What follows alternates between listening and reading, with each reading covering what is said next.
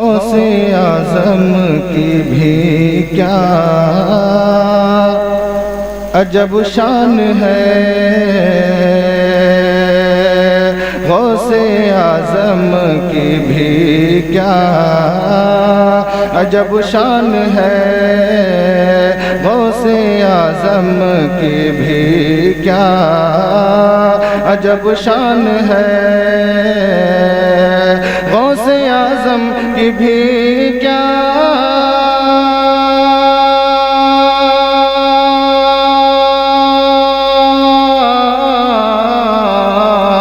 غوث اعظم کی بھی کیا عجب شان ہے، غوث اعظم کی بھی کیا عجب شان ہے، سنیوں کا تو بس ان پہ ایمان ہے، سنیوں کا تو بس ان پہ ایمان ہے، غوث اعظم کی بھی کیا عجب شان ہے۔ اور یہ شعر بھی ملاحظہ فرمائیں، پورا مجمع غوث اعظم کی محبت میں کہے سبحان اللہ۔ میرا آقا رسولوں کا سردار ہے، میرا آقا رسولوں کا سردار ہے، میرا آقا رسولوں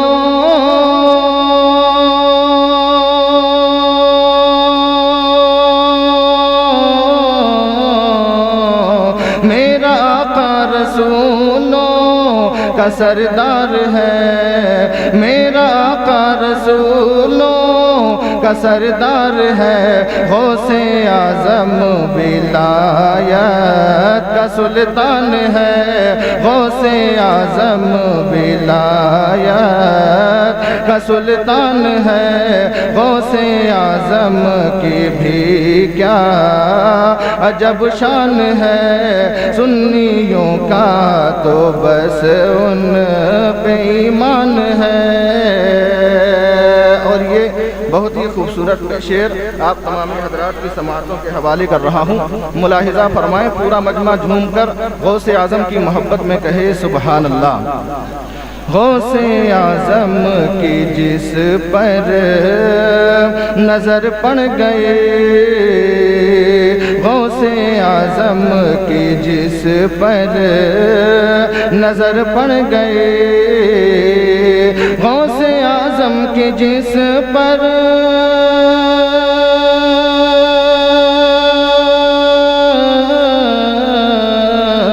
غوث اعظم کی جس پر نظر پڑ گئے، غوث اعظم کی جس پر نظر پڑ گئے، وہ ولی بن گیا یہی پہچان ہے، وہ ولی بن گیا یہی پہچان ہے، غوث اعظم کی بھی کیا عجب شان ہے، سنیوں کا تو بس ان پہ ایمان ہے۔ درود پاک پڑھ لیجئے، اللہم صلی علی سیدنا و مولانا محمد مبارک وسلم وصلو علیہ، صلاۃ و سلام علیک یا رسول اللہ یا نبی اللہ یا حبیب اللہ صلی اللہ تعالی علیہ وسلم۔ اللہ رب العزت قرآن مجید فرقان حمید میں ارشاد فرماتا ہے،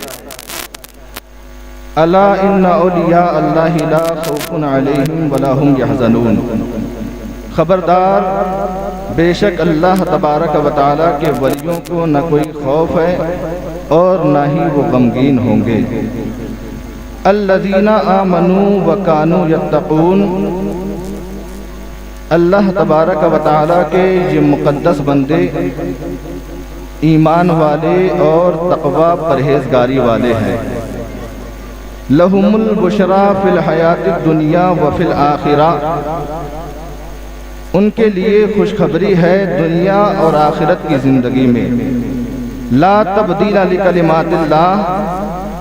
اللہ تبارک و تعالیٰ کے کلمات تبدیل ہونے والے نہیں ہیں، اللہ تبارک و تعالیٰ کی باتیں چینج نہیں ہوں گی۔ ذالک هو الفوز العظیم، اور یہی بڑی کامیابی ہے۔ حضرات، ان آیات بینات میں اللہ تبارک و تعالی نے اپنے مقدس ولیوں کی عظمت و شان اور ان کے بہترین انجام کا ذکر فرمایا ہے، اور ساتھ ہی ساتھ ان کے بہترین اوصاف کو بھی ذکر کر رہا ہے۔ اللہ رب العزت ارشاد فرماتا ہے کہ میرے یہ مقدس بندے، میرے یہ مقدس ولی ایمان والے اور تقوی اور پرہیزگاری والے ہیں، یعنی جو اللہ تبارک و تعالیٰ کا ولی ہوتا ہے اس کا مومن اور متقی ہونا بہت ضروری ہے۔ اللہ والے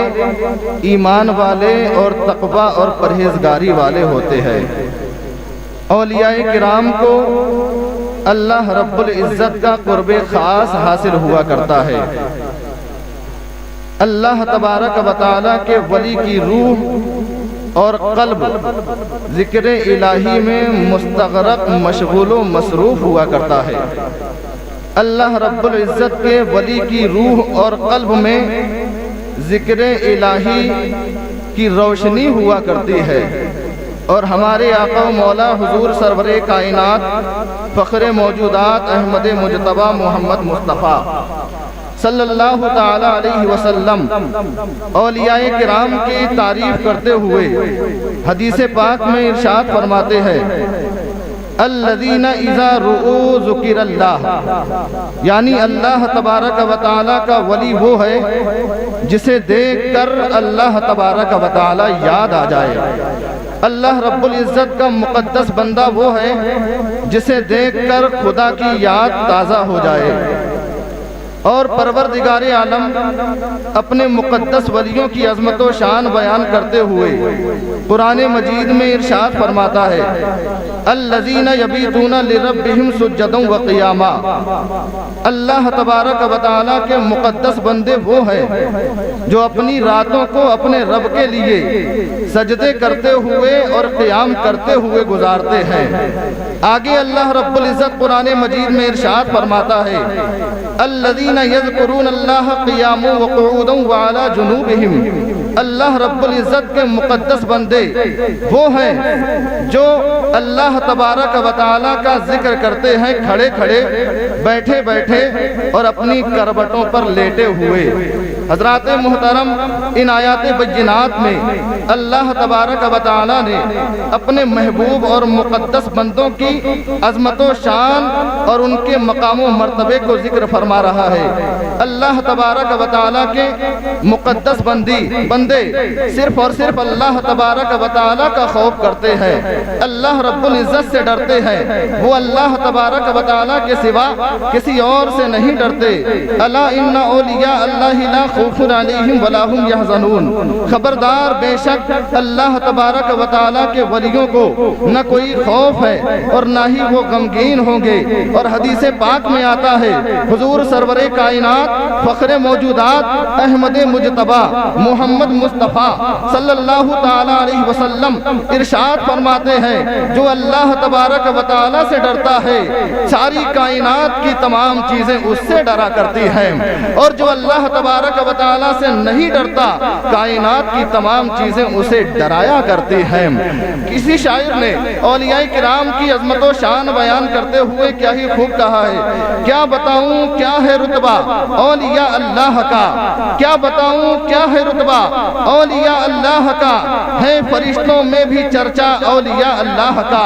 ہے فرشتوں میں بھی چرچا اولیاء اللہ کا، اور آنے واحد میں بدل دے زندگی کا پیچ و خم، آنے واحد میں بدل دے زندگی کا پیچ و خم، ہے نرالی شان و رتبہ اولیاء اللہ کا، ہے نرالی شان و رتبہ اولیاء اللہ کا۔ اور ایک کوزے میں انا ساغر کا پانی بھر دیا، پورا مجمع حضرت خواجہ غریب نواز کے نام پر بولے سبحان اللہ، ارے اپنے ہاتھوں کو اٹھا کر بولے سبحان اللہ۔ ایک کوزے میں انا ساگر کا پانی بھر دیا، ایک کوزے میں انا ساگر کا پانی بھر دیا، دیکھ نجدی کیا ہے رتبہ اولیاء اللہ کا، دیکھ نجدی کیا ہے رتبہ اولیاء اللہ کا۔ اور نجدیوں آپ سن رہے ہیں توحید نیٹ ورک کی اسلامک آواز۔ Tawheed network international Islamic YouTube channel.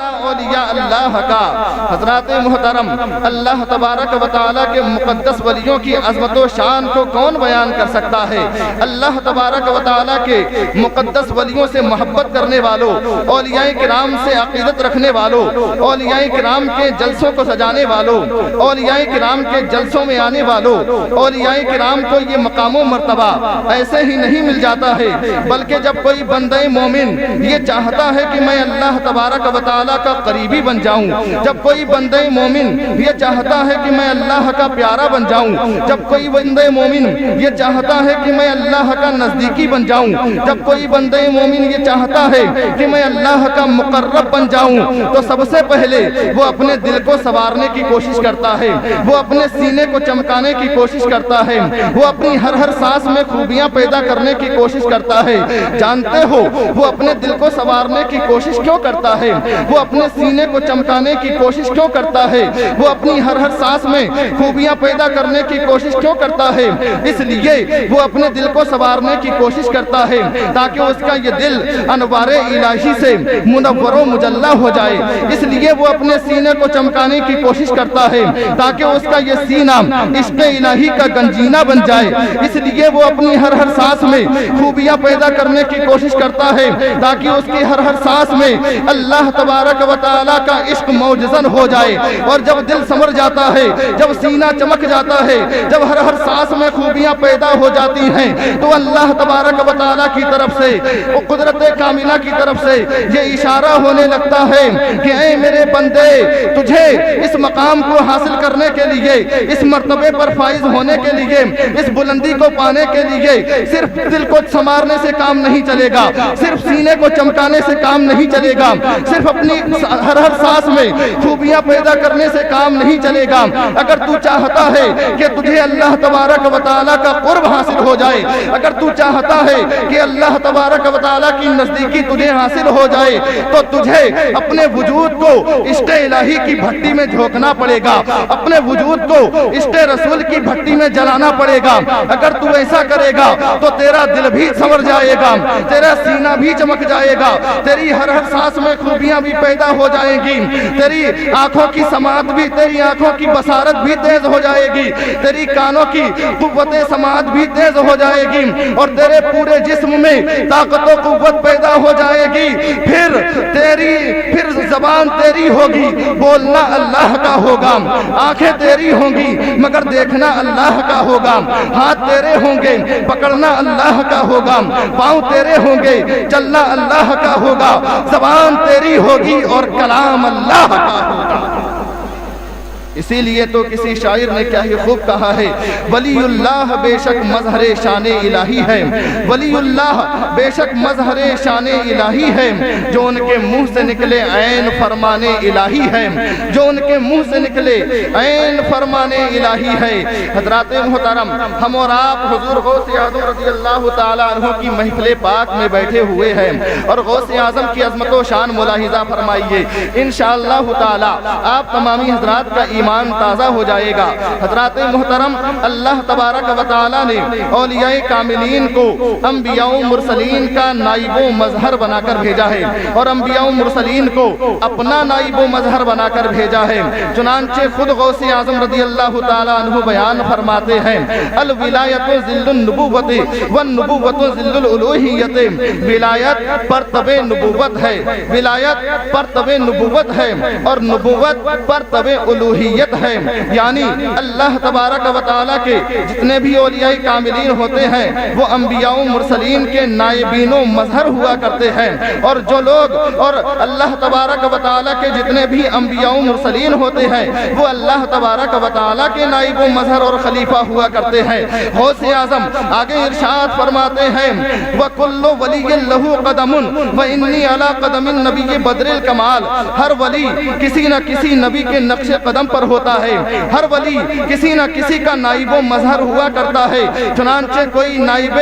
حضرت عیسیٰ علیہ السلام ہے، کوئی نائب موسیٰ علیہ السلام ہے، کوئی نائب اسماعیل علیہ السلام ہے، کوئی نائب ابراہیم علیہ السلام ہے، کوئی نائب نوح علیہ السلام ہے، کوئی نائب ادریس علیہ السلام ہے، کوئی نائب شیس علیہ السلام ہے، کوئی نائب آدم علیہ السلام ہے۔ الغرض ہر ولی کسی نہ کسی نبی کا نائب و مظہر ہوا کرتا ہے، مگر اللہ تبارک و تعالیٰ کا لاکھ لاکھ شکر و احسان ہے کہ اس نے مجھے اپنے محبوب پاک صاحب لولاک صلی اللہ تعالیٰ علیہ وسلم کا نائب و مظہر بنا کر بھیجا ہے۔ سبحان اللہ۔ حضرات محترم، حضور غوث اعظم رضی اللہ تعالیٰ عنہ کیا فرمانا چاہتے ہیں؟ غوث اعظم یہی فرما رہے ہیں کہ تمام انبیاء و مرسلین مرجع کمالات ہیں، سر چشمہ ہدایت ہیں، لیکن حضور سرور کائنات صلی اللہ تعالیٰ علیہ وسلم کی عظمت و شان یہ ہے، میرے آقا و مولا صلی اللہ تعالیٰ علیہ وسلم کو اللہ تبارک و تعالیٰ نے